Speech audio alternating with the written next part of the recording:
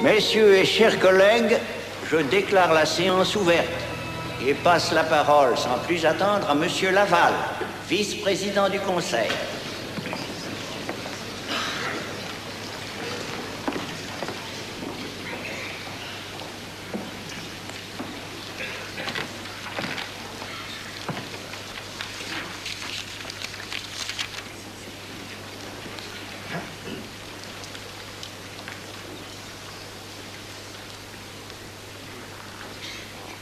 Nous sommes battus. Je ne crois pas qu'il y ait dans toute notre histoire un plus grand désastre. Nous n'avons négligé aucune faute. Nous les avons toutes commises. On a tout fait pour amener la guerre. On n'a rien négligé pour la perdre. Le plus grand crime est d'avoir déclaré la guerre sans l'avoir préparée. L'Angleterre nous y a entraînés. Elle n'a rien fait pour permettre de remporter la victoire. C'est froid, drôle de public. On dirait qu'ils ont peur. C'est sous le triple signe du travail, de la famille, de la patrie, que nous devons aller vers l'ordre nouveau. C'est plein de youpins, ça me dégoûte.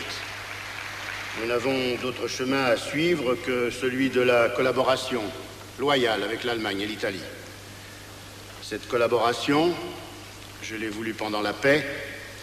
Je regrette avec tristesse de devoir la faire au lendemain de la défaite. Mais nous avons la chance, le bonheur dans le malheur que nous vivons, d'avoir en France un soldat victorieux, un maréchal de France.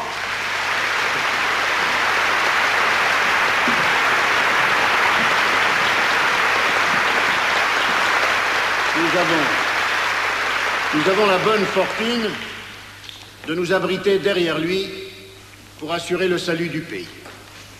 Vive la République quand même!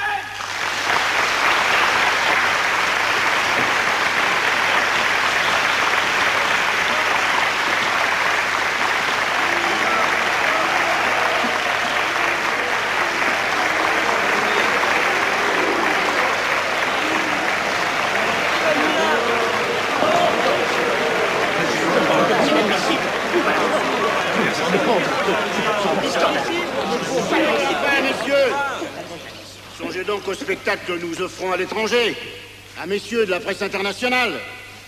Songez donc que nous sommes en état d'extrême urgence et que les Allemands sont à 50 kilomètres.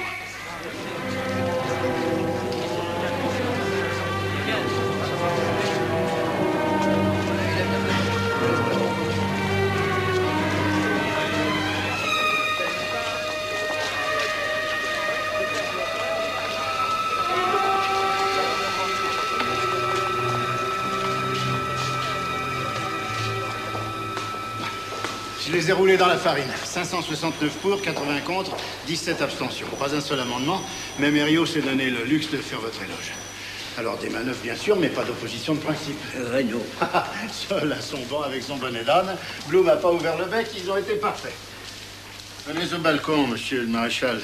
La foule voudrait vous faire une ovation. Oh non, je laisse ça à d'autres, mon ami.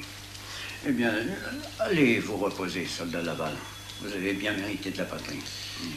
Monsieur le maréchal,